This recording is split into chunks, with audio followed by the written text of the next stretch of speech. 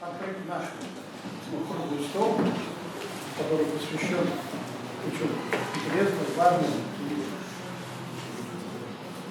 всем нам полезной теме значения Святой Земли для России. И в самом начале я хотел бы получить доктору Вассаму вот этот наш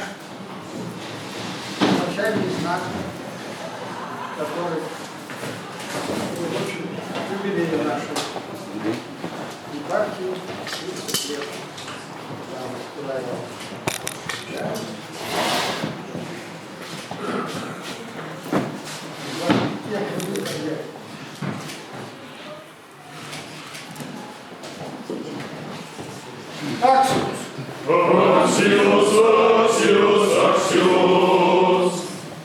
Так.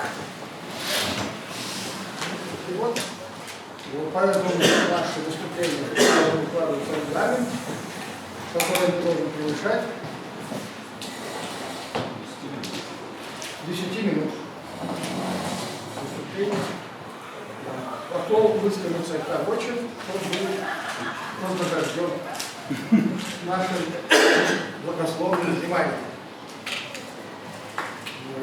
Конечно, я еще хотел напомнить, что Святая Земля в душе каждого христианина, не только русского, но и любого, потому как я уже говорил, гроб Господень в Святой Земле путешествуют все народы Земли со всех концов. Если бы было население, скажем, в Антарктиде, то и оттуда были паломники. Поэтому естественное стремление побывать на Святой Земле каждый может реализовать. В современных условиях это не так уж и невозможно. Совсем по-другому было в те времена, когда путешествовал на Святую Землю игумен Даниил, русский. Сказание о хождении Даниила к гробу Господню было написано в начале XII века, как я говорил. Сам Даниил там был в конце XI века. Царствование еще Балдуина, короля Иерусалимского. Еще раз напомню, Иерусалимское королевство было создано крестоносцами и просуществовало 100 лет с небольшим. Затем оно было разрушено дамасским халифом, которого все знают, как Саладин. В арабском языке это Салахиддин. Он разбил крестоносцев в Галилее, северной области нынешнего Израиля. И в знаменитой битве крестоносцы потерпели поражение, и затем Саладин взял Иерусалим. И в конце концов, с того времени, гроб Господень находится, как я удивился учить, у потомков Саладина. Вот. Действительно, в ключе от гроба Господня прибывают потомков завоевателей. Они не исповедуют христианство, но вместе с тем, согласно воле самого Саладина и последующих халифов, в том числе и знаменитого завоевателя Иерусалима, сподвижника Магомеда, это значит первое сказание о Святой Земле записано, и затем оно было в летописи внесено, хождение Даниила игумена русского, это начало XII века. До этого, безусловно, надо предположить, что ходаки или как паломники туда одиночные, конечно. Это сейчас мы можем массово туда поехать, полететь. Когда-то я начинал путешествие в Иерусалим на теплоходе из Одессы через Хайфу и Яфу. Вот, а однажды мы в Ардоне, в грузовом порту даже швартовали. Вот. Где-то по 800 человек группа такая, полный теплоход. А потом, через несколько лет, теплоходные морские путешествия оказались нерациональными, целесообразными, стали летать самолетами. Вот. Но теперь, поскольку вы понимаете, что когда идут военные действия, паломничество в Святую Землю совершать стало затруднительным. Надеюсь, что вот, мир все равно посетит Святую Землю, и мы снова можем туда паломничать. Ну а сейчас отец Георгий Перейдут берет на себя право ведения на круглую столу. Благословите, Владыка, уважаемые участники круглого стола, как Владыка уже озвучил, тема нашего заседания «Значение Святой Земли для России», она не случайна. Конечно, хорошо, когда есть возможность побывать на Святой Земле, лично соприкоснуться с этими местами, которые знали стопы Спасителя, но не у всех такая возможность существует лично это совершить, но это можно сделать и мысленно. И, конечно, очень много людей интересуются историей Святой Земли, ее святынями, и это все благодаря тому, что этим вопросом занимаются ученые, культурологи, историки, другие специалисты. И они делают доступным знания о Святой Земле для более широкого круга людей. Ну и для нашей России тоже, наверное, статистики такой нет, сколько в процентном соотношении на Святую Землю из России успели съездить после падения советских времен. Но, тем не менее, очень многие, конечно, в первую очередь христиане, интересуются Святой Землей. И позвольте начать наш круглый стол, предоставив слово доктору Басаму Фатхи Аль-Бауи. Он руководитель, мы уже знаем, кто присутствовал на открытии выставки Чувашского отделения ППО, доктор права, ну и другие почетные звания есть.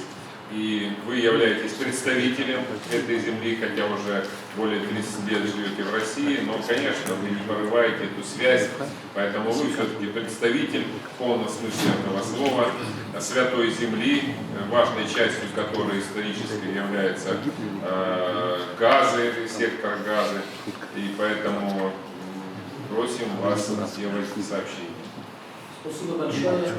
Еще раз, дорогие друзья, я вас всех приветствую и очень рад сегодняшнего дня моего визита на этой благородной, доброй, прекрасная земля, которая, как я услышал, как видел, как почувствовал из встречи, из молитвы вчера, из праздника вчерашнего дня, который вместе с вами провели. Я почувствовал, настолько Палестина для вас близка, настолько Святая Земля живет в сердце каждого из вас, каждого россиянина. Мне привлекло очень сильно то, что наш дорогой владыка, он не только посещал святые места, он не только был в Палестине у гроба Господня. Он чувствует боль и страдания палестинского народа. Он ездит по Палестине, по палестинским городам. Он хорошо, я вижу, знает историю Палестины. И древняя история, и современная история. Он осведомлен, у него очень большая душа, очень большая сердце. Он действительно представляет убежденного, твердо убежденного вера в Иисусе. И в том, что это Святая Земля, ее жители, коренные жители, имеют право жить. Имеют право быть не рабами, а оккупантами, жить как все люди в свободе, потому что они коренные жители, и они на это имеют право. Я сам, моя мама из города Алит, это Ефа, Тель-Авив, где аэропортные города. Мы увидели, когда было 14 лет всего. У нас там была мебельная фабрика. У нас там был коттедж. У нас было 50 гектаров земли на дороге. У нас был банк. Все это было отобрано. И сегодня 90-летний жила 5 месяцев под ракетной бомбой газа. И с большим трудом удалось вытащить кредиты 90 лет. И вы знаете, после 5 месяцев бомбы, они не было ни еда, ни вода, они кушали корм для скотов, и корм закончился. Моя мама превратилась просто в кости и пепел. И моя сестра 65 лет написала. Я свою маму, за то, что она в осаде в Газе была 25 лет любви. 4 лет я не имею права встречаться в жизни родную маму. Это не только моя судьба, это судьба, к сожалению, всего палестинского народа, который сейчас начисляется около 20 миллионов. 7 миллионов 200 тысяч находятся на территории палестинобеженцев и 13 за пределами. Но за все эти годы страданий, которые переживает Палестина, мы обнаружили, кто за нас влияет. И мы видели в России самый настоящий бой. Вот русское сердце, русская душа, которая настолько приближена к Палестине, настолько эта душа, которая приближена к справедливости. Мы с момента даже создания императорского православного палестинского общества 1982 года. Сколько школ это общество построило в Палестине, больницы, святые места. Когда Ясер Арафат в 1993 году вернулся в Палестину, после 2004 вернулся, после подписания Московских соглашений, 425 святых мест для России, он пригласил Алексей II, бывший покойный патриарх вся Россия, Москва, вся Россия, и вернул ему все ключи от этих все святые места. А те святые места, которые оказались, до сих пор оказались под израильской оккупацией, с большим трудом удается выцарапать. Надо судить с ними, судиться, чтобы... Хотя это русские, написано все по-русски, они и на здания, и сколько наш дорогой Сергей Владимирович Степашин вел переговоры, вел и все равно никуда не вмешался. И Сергей Лавров из больших трудов только час имущество Россия перевозвращена, а основной час пока, к сожалению, не возвращена. Значение Святой Земли Палестина для России это неотрывное вообще от души русского человека, каждого русского человека. Хоть писатель, хоть художник, хоть кто. Поэтому и ваши поэты, вот как Лермонтов, как и другие, как они паломники, что только не писали о своей визите на Святой Земле Палестины. Как они описывали Палестину, когда они там ее посещали. У нас 2 города в Палестине, это русские города, для тех, кто не знает. Там живут одни русские, это город Бейт-Джана и Бейт-Сахор. Они много веков приезжали туда, совершали паломничество и оставались.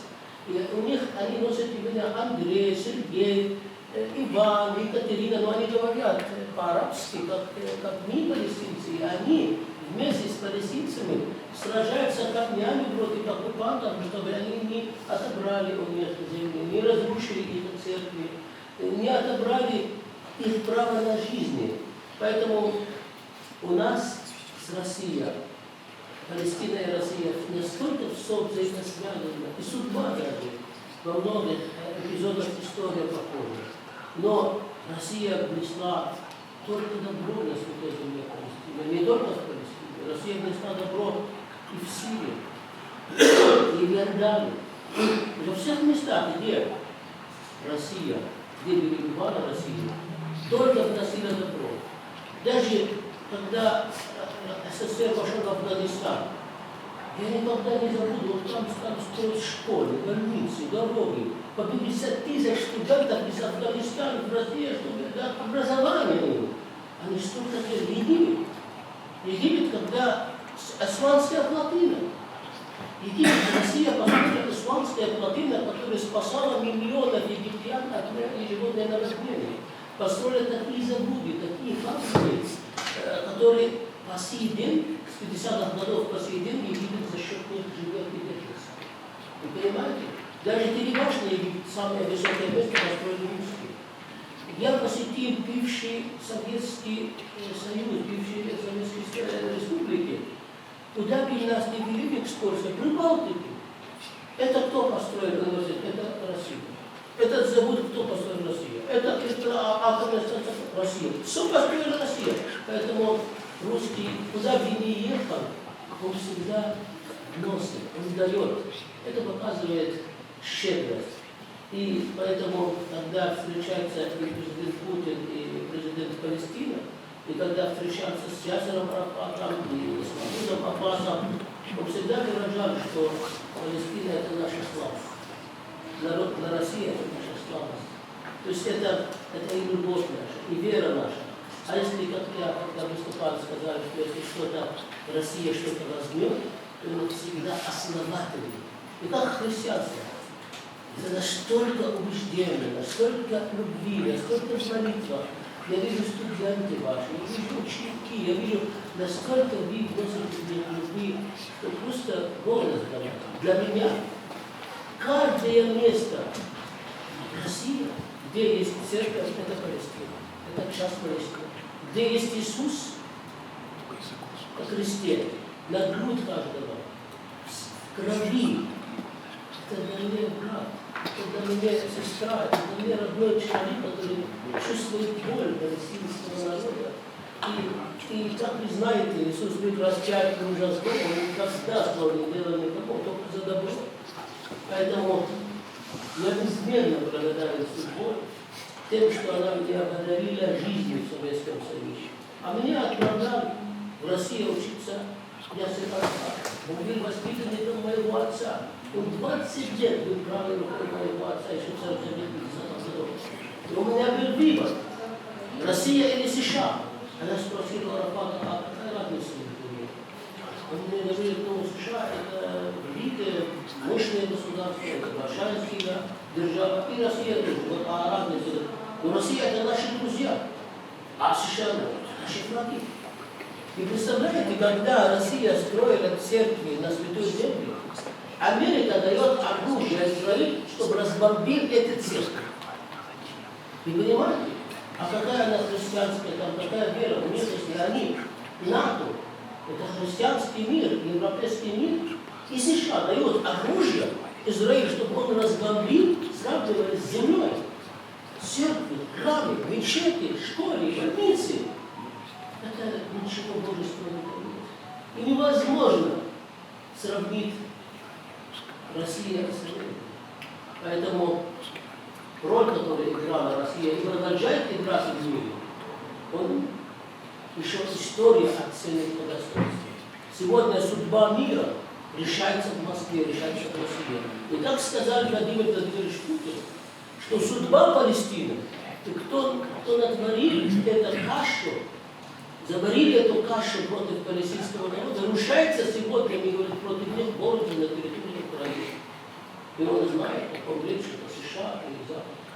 Поэтому, дорогие друзья, я сказал Сергею Владимировичу Степашину на 140-летие, во втором прошлом году, на 140-летие императорское общество создали. У меня там одна грозная, я ему сказал, не знаю что. При всех. Я ему сказал, я хочу, чтобы вы соединили Палестину к России. Он держал пока вина, и как компьютер иногда висит, покраснел, и говорит, взял одышку, то есть вздохнул, говорит, это очень сложно. Я говорю, ничего страшного, можно начать, потихоньку, не хотел, не очень любил Россию. Вот я завершаю этими словами, что мы очень любим Россию. Спасибо вам. Благодарим вас, доктор Басам, за эти теплые слова в адрес нашей страны, об этой взаимной любви, уважении, которые имеют между собой русские и палестинские народы. Слово для сообщения предоставляется протоиерею Сергию Фисуну, действительно члену Алтайского отделения ППО. Тема доклада «Святая земля в произведениях русских писателей». Просим вашей беседы. Ваше Высокопреосвященство, многоуважаемый доктор Бассан, мне сложно говорить после вот ваших проникновенных слов.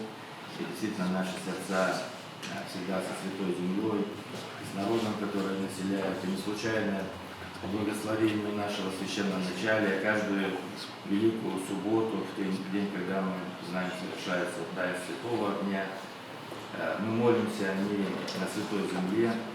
И, конечно же, вот сегодня и доктор Бассан, уважаемый владыка, говорили вот о русской литературе. Это посвящено очень много выступлений, в том числе и на сайте ФПО. И, конечно же, здесь и прекрасное стихотворение, о чем говорилось сегодня Михаила Ильича Лермонтова, Палестины. Это и стихотворение Петра Вяземского. Но мне бы хотелось сегодня представить, действительно, может быть, я взял произвольно те или иные произведения русской литературы, где рассказывается о Святой Земле, прежде всего, в перспективе вечности, в перспективе спасения души и в перспективе вечного и небесного Царства. Как владыка сегодня уже говорил, простите, немножко повторюсь, может быть, что действительно одним из первых произведений и цель моего выступления отчасти заключается и в том, чтобы многие из присутствующих постарались познакомиться с этими великими произведениями. Это действительно хождение игумена Даниила во Святую Землю. И, как владыка сказал, это путешествие совершилось в самом начале XII века. В то время действительно на Святой Земле уже были латиняне, крестоносцы, и в церкви восточная и западная к тому времени уже были разъединены. Конечно, окончательное разделение это положила вот эта экспансия крестоносцев в Константинополь, но тем не менее в те времена времена действительно были более-менее мирные, хотя отдельно были латинские православные монастыри, как их называют игумен Даниил, Фряжская церковь. И он упоминает также, что латинская лампада, фряжская лампада, не загорелась от святого света. Но тем не менее о добром и мирном расположении православных и латинян и короля Балдуина, который особенно полюбил русского паломника, а также брал его преодолевать опасные места паломничества, поскольку в Палестине всегда было неспокойно, это и немирные люди, и разбойники. Интересно даже, что в повествовании игумена Даниила, в том числе и мусульмане, хождение не показано однозначно, как хотелось бы, и часто потом представлялось что-то противостоящее, враждебное. Он говорит о том, как некий сарацинский старейшина с оружием проводил игумена Даниила до Вифлеема, оберегая, наоборот, от разбойников. То есть здесь тоже обращает такое внимание. Таким образом, Святая Земля предстает в произведении не просто как конкретное географическое место, но это место сакральное, это центр Земли, это прообраз небесного Царства, которого взыскуют все христиане. И паломничество это мыслилось и Даниилом, и другими паломниками, прежде всего как паломничество в Царство Небесное. И хотя игумен Даниил говорит традиционно о своей великой греховности, недостоинстве, как говорят люди святые, но тем не менее он способен видеть и переживать духовную радость от переживания святых мест. Он видит действительно вот этот центр мира, для него это действительно образ Царства Божьего, Царства Небесного, как игумен Даниил упоминает место Голгофы, где похоронены по преданию кости Адама, и что не случайно прям в физическом смысле слова, не только в духовном, кровь Господа Иисуса Христа омыла грехи ветхого Адама и дала жизнь вечную. И вот в этом аспекте рассматривается, конечно, паломничество, и прежде всего паломничество в Святую Землю, вообще не только в русской литературе, в христианском сознании, как явление сакральное. И в то же время для того, чтобы эта какая-то земная составляющая не затмевала это образ Царства Божьего, Царства Вечного, которое будет уже открыто не только на какое-то время, но на вечность. Здесь, конечно же, существует, мы знаем, в христианской географической литературе, в том числе и в святоотеческой литературе, полемика. Это было два начала. С одной стороны, с древних времен, это и равноапостольная Елена, это посещение Иерусалима. И с другой стороны, мы находим другое положение, с каким настроением идет человек в Святую Землю. видит ли он действительно там прообраз Царства Небесного или старается только увидеть какие-то земные особенности. И в этом плане звучит очень интересно и, может быть, сложно для нашего восприятия слова святителя Григория Нисского, который еще в IV веке говорит о том, что где Господь призывает благословенных Царства Небесного, путешествие в Иерусалим, Он не представил в числе добрых дел.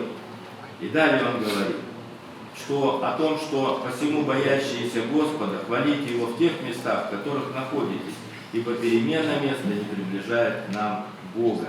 Но где бы ты ни был, Господь придет к тебе, если обитель души твоей окажется такой, чтобы Господь мог поселиться в тебе и действительно сходить. То есть двоякое отношение к паломничеству. Паломничеству, когда действительно человек пересекает вот эти вот земные просторы и видит за земными царствиями, за земной красотой, за земной вот этой славой того или места, он видит все-таки вот этот аспект Царства Небесного.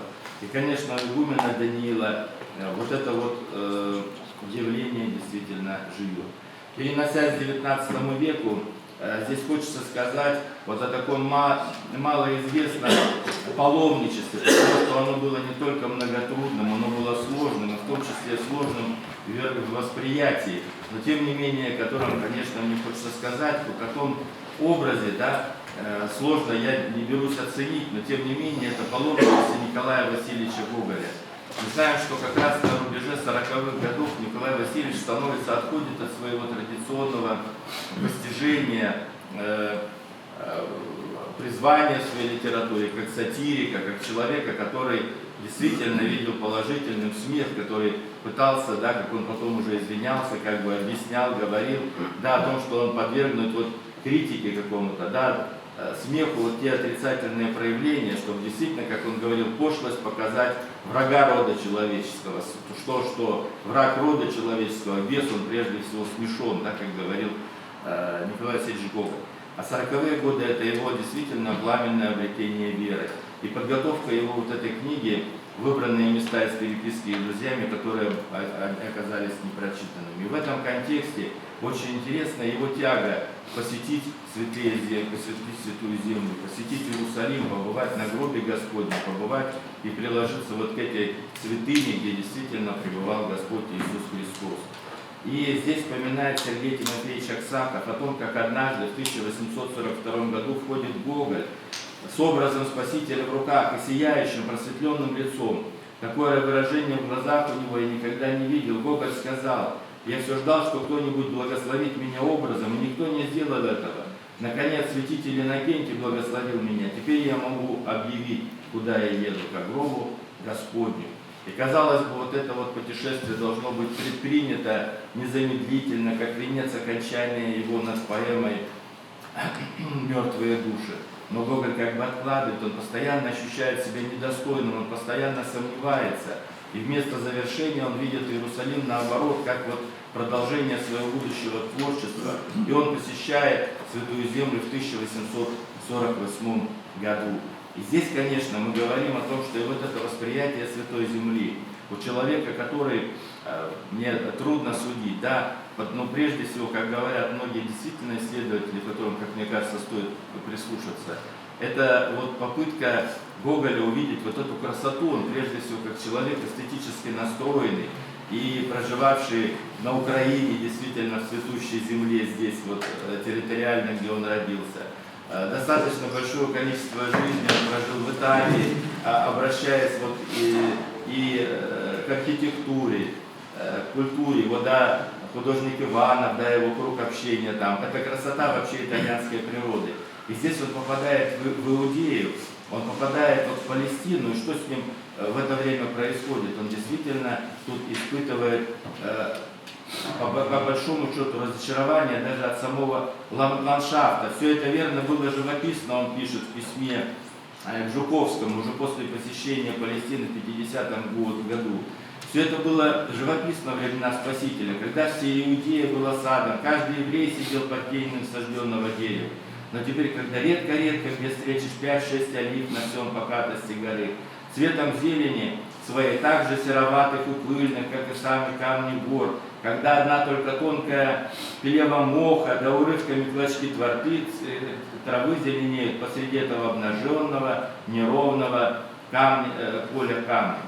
Но и нужно сказать не только, вот, может быть, неподготовленность, это сказал, может быть, какие-то ожидания, да, привели его к такому вот смятению, о том, что, описывая в том числе богослужение, Николай Васильевич, да, со великой скорбью он относит прежде всего, конечно, это к своему недостоинству, хотя, мне думается, что вряд ли так нужно было понять, да, что, тем не менее, да, вот он молится в Гефсимании, и он говорит о том, что, к сожалению, во многие времена сердце его останавливается холодным. Он говорит в письме Жуковскому: «Мое путешествие в Палестину точно было совершено за тем, чтобы узнать лично и как бы узреть собственными глазами, как велика черствость моего сердца, друг, велика эта черствость.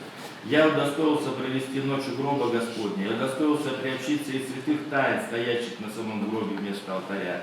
И при всем том я не стал лучше, тогда как все земное должно было бы сгореть и остаться одно небесное». Ну, конечно, в полной мере мы не можем согласиться, потому что и Аксаков, и другие видели действительно разительную перемену в состоянии Николая Васильевича Гоголя. И мы знаем, что последние дни его, насколько они были тяжелыми, трагическими, в плане болезни и другого, тем не менее, вся его душа была обращена к Богу. И хотя он, может быть, сам на своем вот этом не пережил каких-то таких благостных чувств, радости, духовного веселья в полной мере, тем, наверное, он пережил вот это вот очищающее воздействие святых мест. И мы знаем, что действительно Николай Васильевич Гоголь скончался вот как христианин. Ну, здесь мне бы хотелось сказать о других писателях, поэтах, но хотелось бы немножко перенестись, да, вот, в литературу русскую наших дней, как не стало, почти наших дней, это 1972 год. Больше всего это стихотворение мы знаем по исполнению Бориса Гребенщикова, но дело в том, что «Город» называется, да, на самом деле мы знаем это произведение Андрея Волохонского, которое было написано еще в 1972 году, и которое на самом деле вот эту вот строчку, которую Гребенщиков изменил, она, наверное, изменяет весь смысл произведения. Потому что изначально это произведение начиналось словами не под небом голубым, как у Гребенщикова, а у Андрея Волохонского над небом голубым есть город золотой, с прозрачными воротами и с яркой звездой, а в городе том сад, все травы до цветы, гуляют там животные невиданной красы. Одно, как рыжий огнегривый лев, другое волос полный очей, третий золотой орел небесный, чей так светил взор незабываемый. Это, конечно же, отсыл и не только к книге Иеремии «Видение вот этих животных», но, конечно, это апокалипсис, это явление Царства Небесного. Я закончу цитатами как раз из этой великой книги. О том, как тайновидец Иоанн Богослов видит: «И увидел я новое небо и новую землю, ибо прежнее небо, прежняя земля миновали, и моря уже нет. И я, Иоанн, увидел святой город Иерусалим, новый, сходящий от Бога с неба, приготовленный как невеста, украшенная для мужа своего.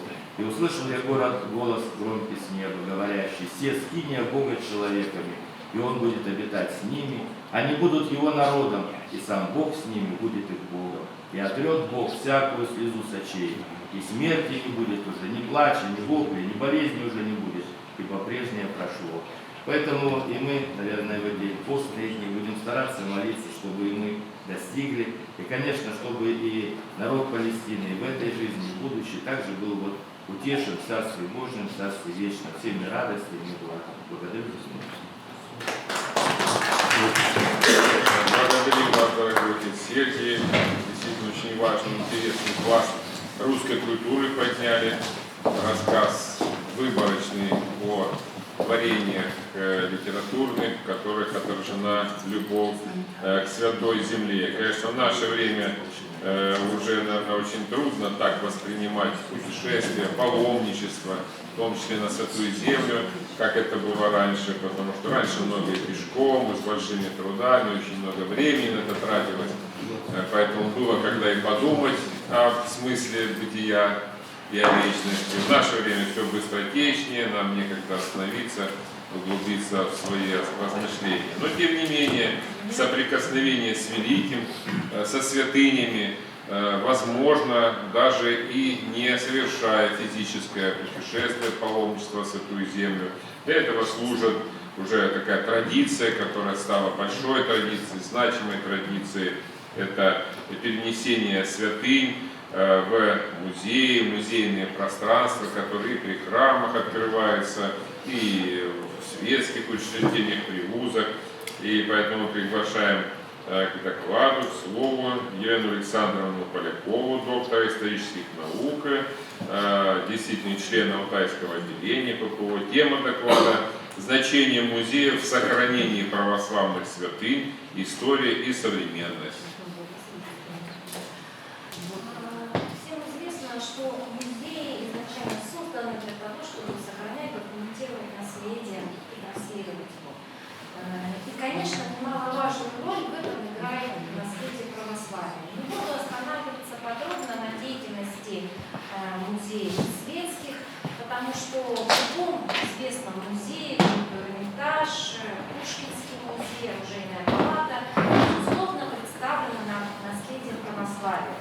Оно охранялось государством, оно охранялось правящими монархами, оно охранялось градоправителями, оно охранялось современным старым музейным фондом. А по виду речь о другом.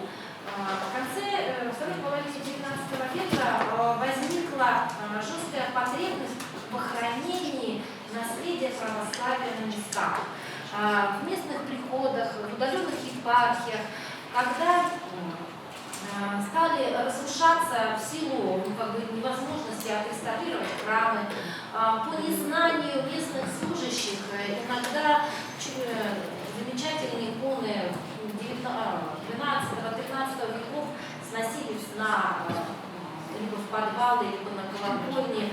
Когда перестройкой занимались местные служащие, которые даже далеки были, которые находились на службе, светские люди, которые не могли знать об истинном значении вот этого наследия.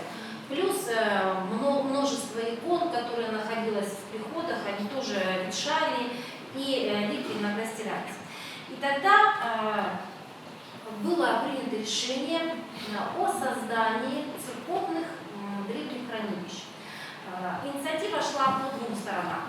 Одна инициатива шла снизу на местах, это когда местные активисты начали основывать церковно-археологические общества для того, чтобы изучать и архивы, и реставрировать иконы, которые уже нельзя было использовать в богослужении, выставлять их в музее. А также инициатива шла сверху, это когда, собственно, правящие архиереи своим велением основывали общество, создавали музеи и тем самым пытались сохранить наследие православия. Конечно, вот именно об этих музеях, собственно, и речь. Поскольку они взяли на себя не просто труд сохранить те, всем известные святыни, а вытащить из небытия то местное наследие, которое иногда местные жители даже не понимали его ценность. Так было основано Тобольское церковное древнехранилище святого великомученика Дмитрия Солунского. И как раз они провели большую, огромную работу по изучению вещей, которые были переданы еще Иваном Грозным. Также они собрали большую коллекцию книг старопечатных.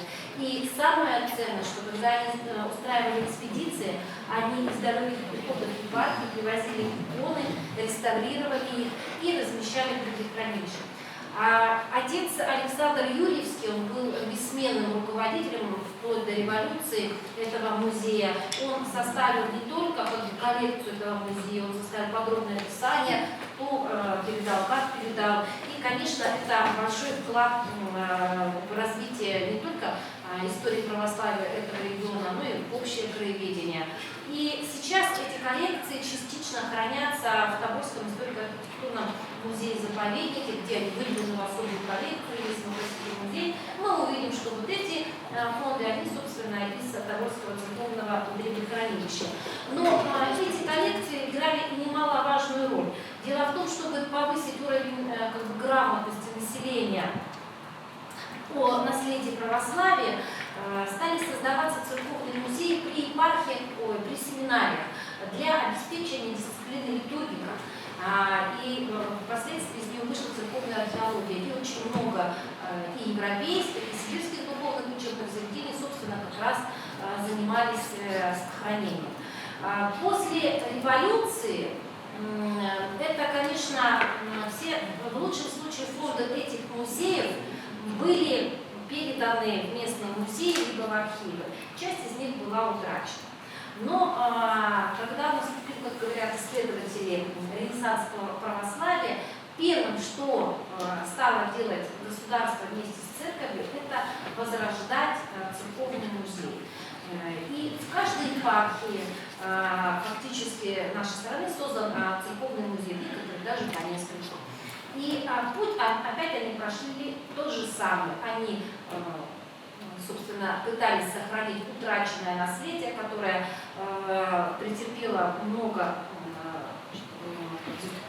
утрат, было забыто в советский период, занимались реставрацией, так что традиционно, например, Тобольская епархия отправлялась в экспедиции, брала иконы, реставрировала, и сейчас эти иконы и там прочие вещи, литье выставлены, частично отреставрированы, как вот, например, эти выставлены в храмах, а некоторые, те, которые уже не возвращены в местные приходские храмы, они выставлены в Тобольском церковном музее. И задача этих музеев, она на самом деле больше, чем просто сохранить наследие православия. Без наследия нет нации. А наследие православия – это базис, когда мы формируем и гражданскую идентичность, и духовную идентичность, и даем привязку к своим корням, и когда это не просто где-то далеко. Плюс эти музеи играют очень важную катехизаторскую функцию. Когда люди иногда далекие от церкви, заходя в подобные музеи, сталкиваются и, видя все это, проникаются. Я говорила с руководителем Тобольского музея, отцом Виталием Ведерником. Он мне говорит, что Тарас воцерковился через Владимирскую икону Божьей Матери. Будучи студентом, забежал в музей, увидел икону, и у меня, говорит, все в душе моей перевернулось. Потом пошел в храм несколько раз, потом пошел в семинарию, ну и так далее. То есть, именно церковные музеи обладают той функцией, когда они могут очень четко подать, показать и объяснить этот сакральный смысл этих музеев. Поэтому в завершении своего выступления, то есть я не буду читать те музеи, какие есть, они все на слайде представлены. На современном этапе у нас значительное количество церковных музеев даже на территории Западной Сибири. И очень важно, чтобы знания сотрудников музея, потому что наследие православия есть и в светских музеях, очень много православного наследия в школьных музеях, в муниципальных музеях. Очень важно, чтобы проводить определенные курсы, семинары для того, чтобы научить представителей светских музеев, как правильно выставить то или иное наследие, как правильно познакомить с ним посетителя и так далее. То есть этот путь очень конкретен, логичен, и опыт проведения подобных мероприятий имеется. Ну а также, в принципе, конечно, следует организовывать семинары по обмену опытом, потому что задача очень значимая, интересная, и, в принципе, у нее большие перспективы. Ну, на этом у меня все. Постаралась сложиться кратко.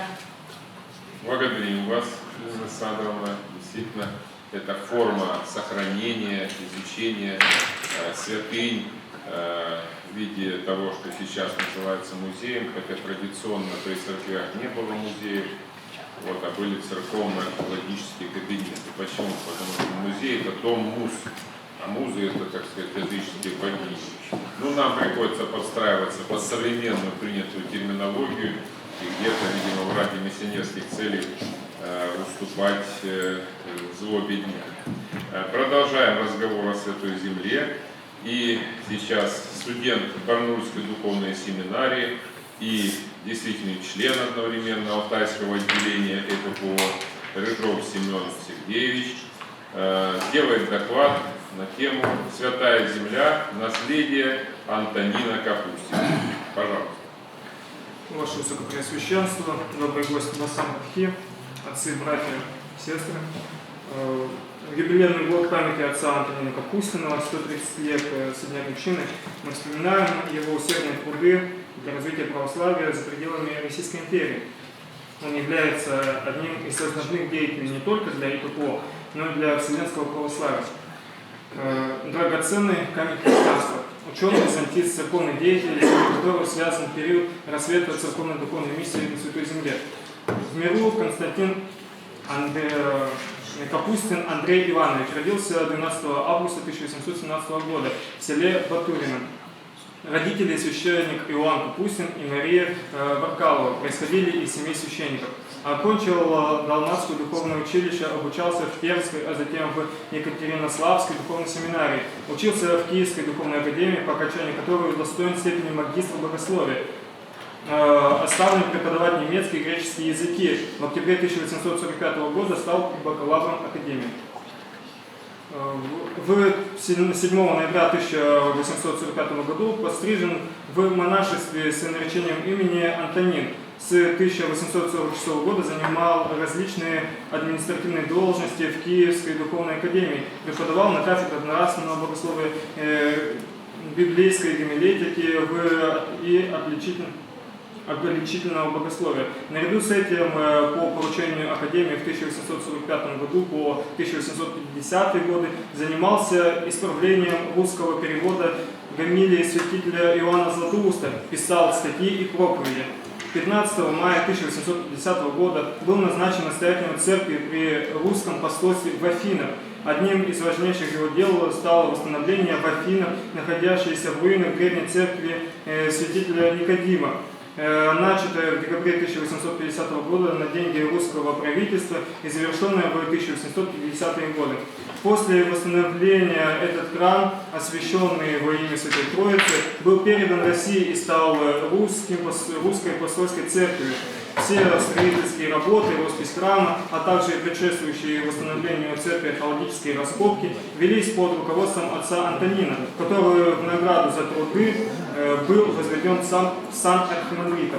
В то же время им были собраны, изучены и позднее опубликованы более 200 христианских надписей Афин VI по XII века. Во время своего пребывания в Греции отец Антонин начал описывать древние рукописи, совершил поездки в Рим, Иерусалим, Египет, получил возможность познакомиться с различными рукописными собраниями. В 1859 году он предпринял первое путешествие на Афон, где посвятил много времени исследованию древних рукописей и книг, а также составлению описаний нескольких монастырских книжных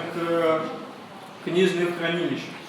В 1860 по 1865 года архимандрит Антонин является настоятелем посольской церкви в Константинополе. Это был период его наиболее плодотворной научной деятельности. В 1862 году им был составлен каталог из 624 рукописей библиотеки Иерусалимского Свято-Гробского подворья в Константинополе, в котором архимандрит Антонин впервые обратил внимание ученых на уникальный рукописный сборник, содержащий текст Дебихе.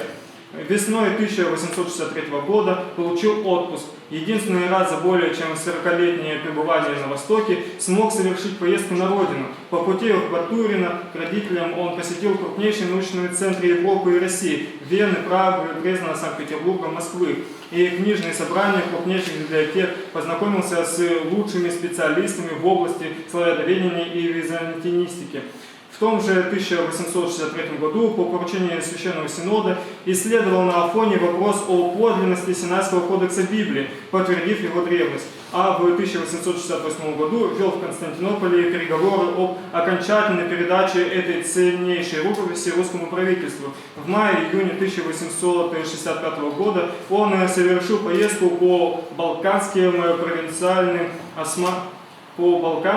провинциям Османской империи, собрав в путевых дневниках богатый археологический материал по церковной истории.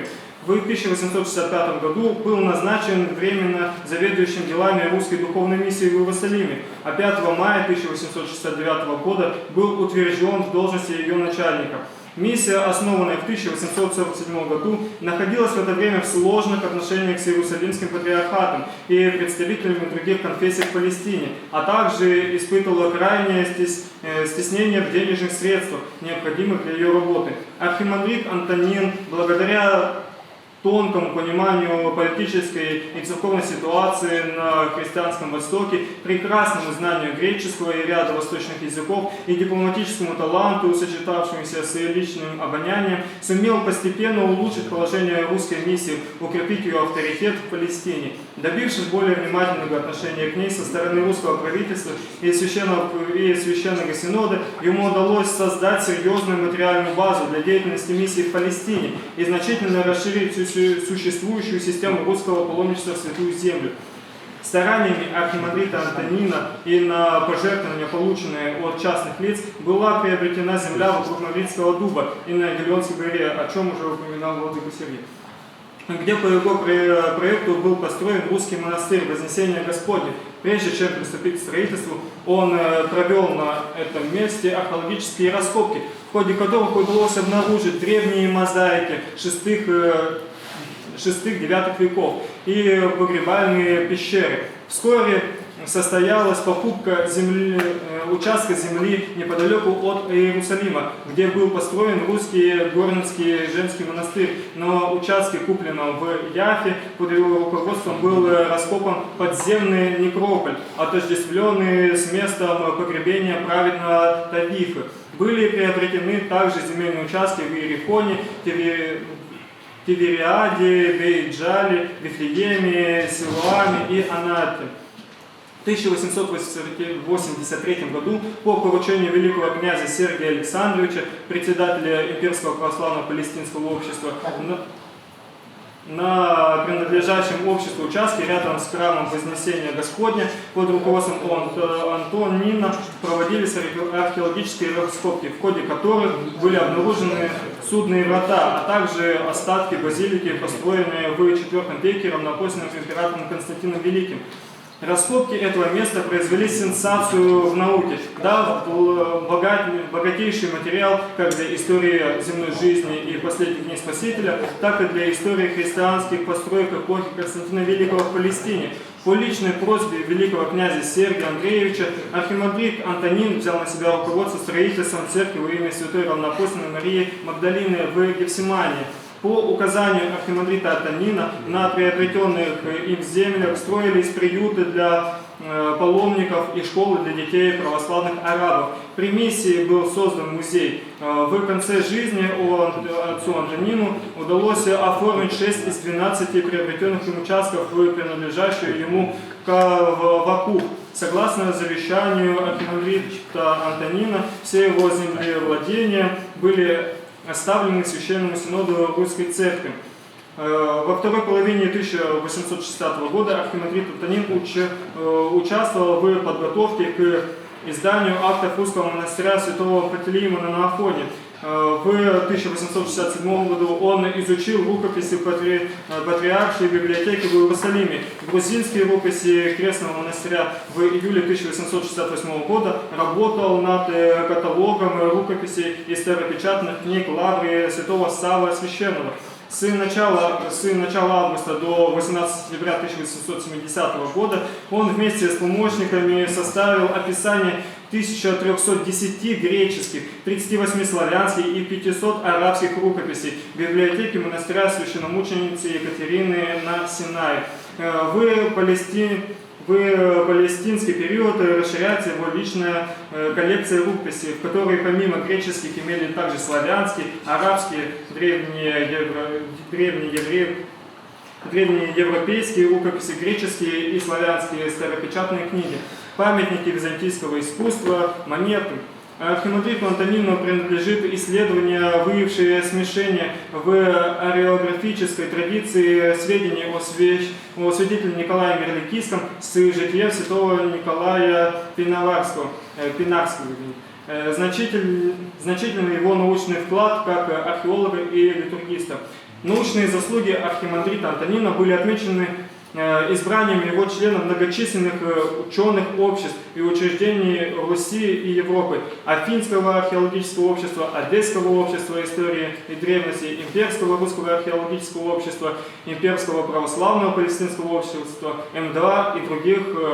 За свою усердную деятельность он был отмечен многими государственными и церковными наградами. Скончался 24 марта 1894 года в Иерусалиме, похоронен в построенном им соборе Вознесения Господня в Русской Вознесенском монастыре на Елеонской горе. По делам отца Антонина и по наследию, которое он нам оставил, можно оценить высоту человека, ведь по делам его узнаем правильно. Спасибо. Благодарим вас, отец Семен. Очень интересно, содержательное сообщение о большом, не то чтобы открывателе. Я установил тут одну интересную несостыковку. Антонин умер в канун Благовещения, 24-го. Благовещение по-старому на 25-го. Но потом почему-то все упорно пишут, что это было 5 апреля. Канун Благовещения не может быть 5-го, это 6 апреля. Википедия врет. И никто не протестует. Когда я читал обстоятельства успеха, там четко написано, что когда его душа отошла, ударили к всеношной. Это было 6-го. В таком случае, что у нас Благовещение теперь 6-го будем праздновать? Или все-таки 7-го?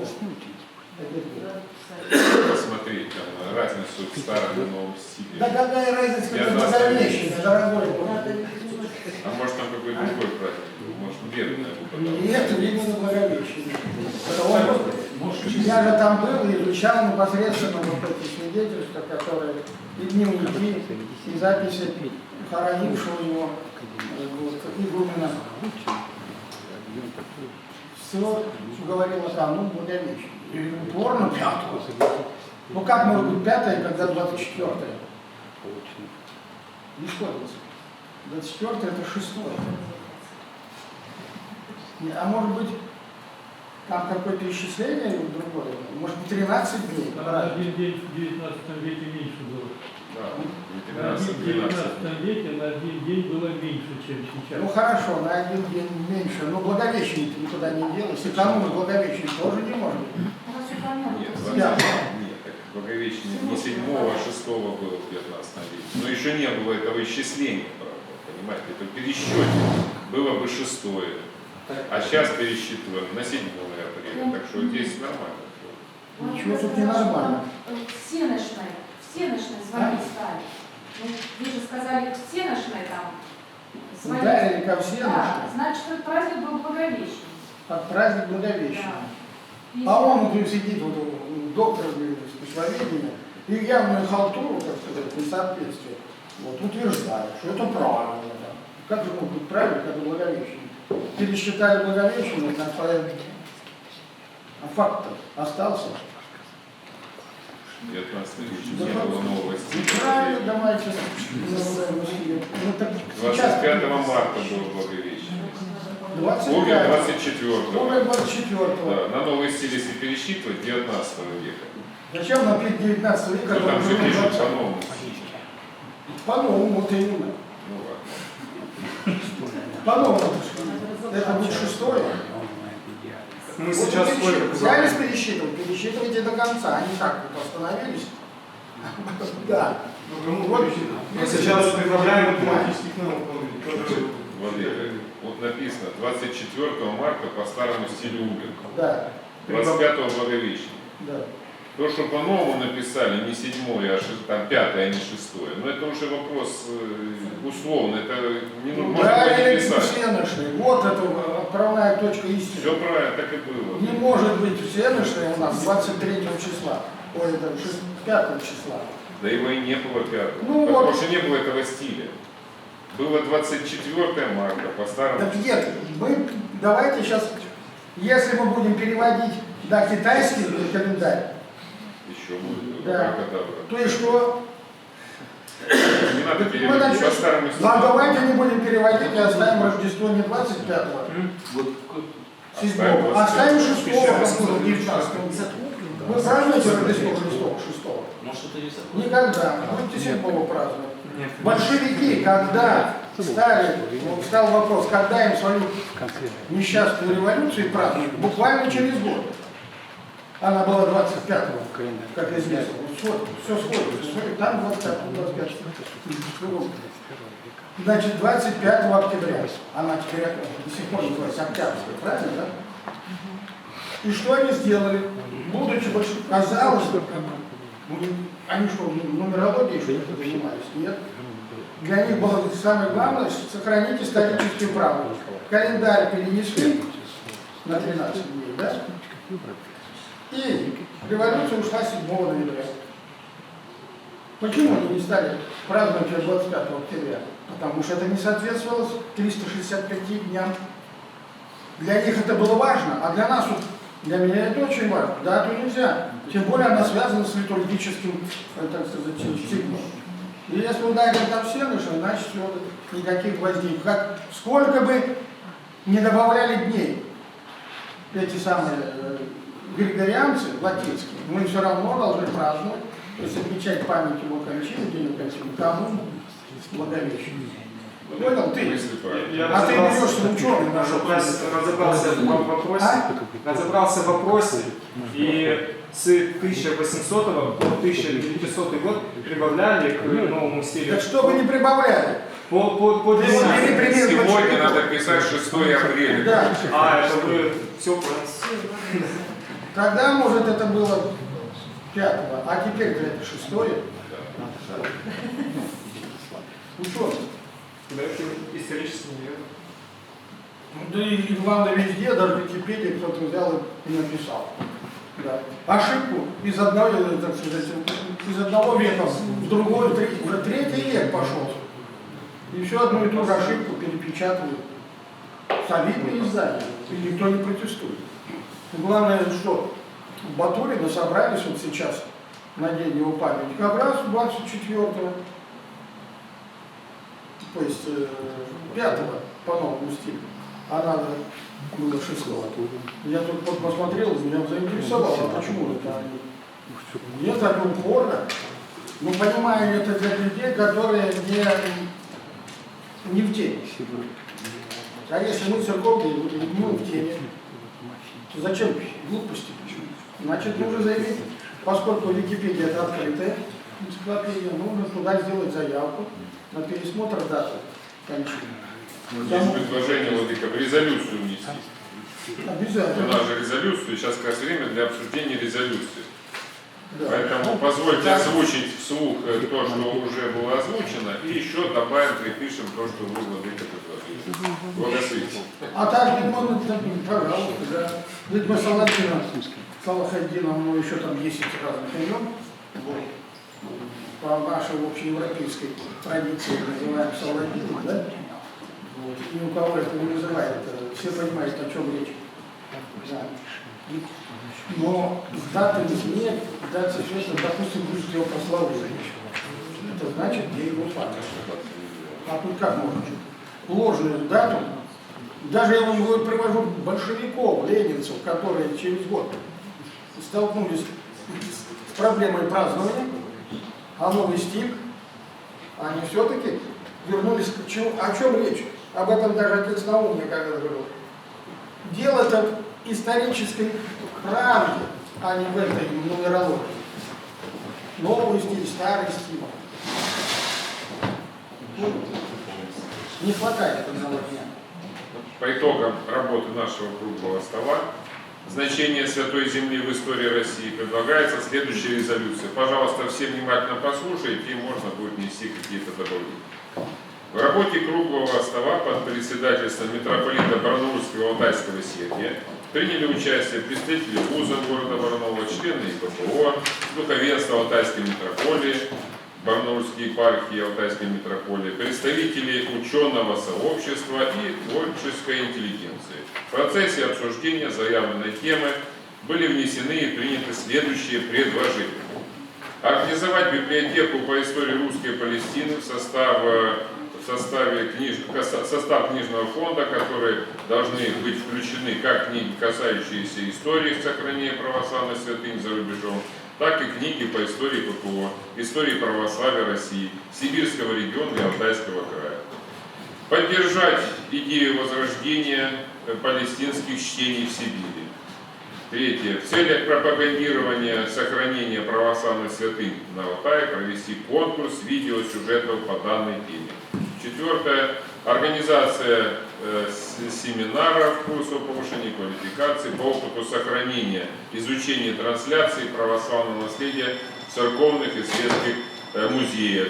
И пятое, вот предложение вашего владыка, так сказать, выступить с инициативой, внести исправления во все известные источники, именно, так сказать, отражающие жизнь архимандрита Антонина Капустина, по исправлению, внесению исправлений, пересчет, значит, даты его кончины со старого стиля на новый стиль с учетом реалий 21 века. Есть ли какие-то предложения, дополнения, замечания? Нам подключить в этом прошлый человек. Что он скажет? То есть пока под вопросом, да? Пятый пункт.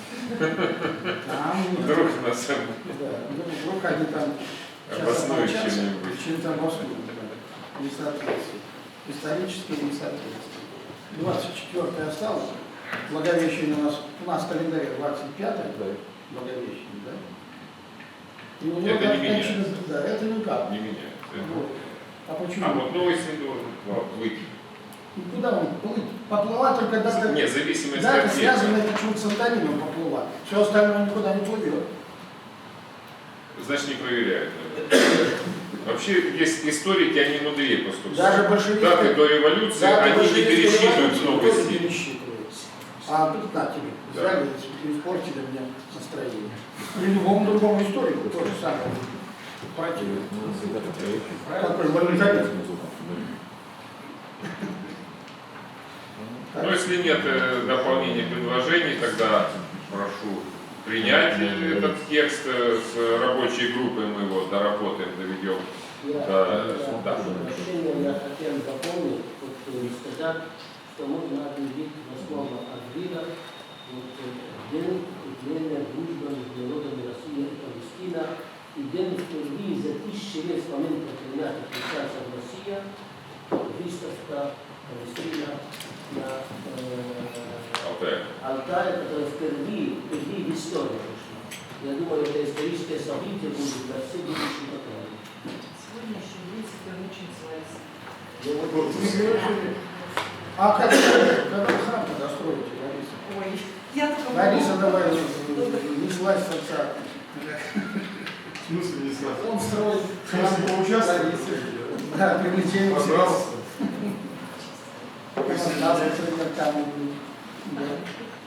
А перед кем нам выступить с инициативой объявить этот день? Ну, я думаю, Там нет, надо ППО. Нет, тут же ведь это все-таки региональное событие. Это выставка же «Душа Палестины» у нас не первая же вообще, если по России смотреть. Регионально. То есть регионально, да. Она международная выставка, но для Алтайска это событие. Ну, видите, тут если побратимство, но если бы не было военных действий, тогда можно было бы с этой инициативой губернатора выступить. Ну, надо подумать. Подумайте, пока пускай вот и партия предлагает, и ПОП предлагает, Да. пожалуйста. Когда-нибудь будут наши дети, внуки, правнуки, будут это где-то отмечать. Записать запишем, а там пусть изучают историю событий. Ну и позвольте объявить, что у нас доктор Басам очень радушно ко всем.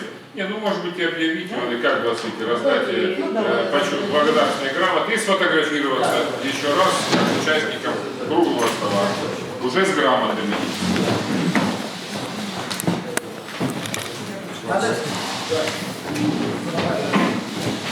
Стройтесь, мы уже просрочили время. Так, внимание. Ой, отлично. Всех видно, всех распознали. Еще и подписывают.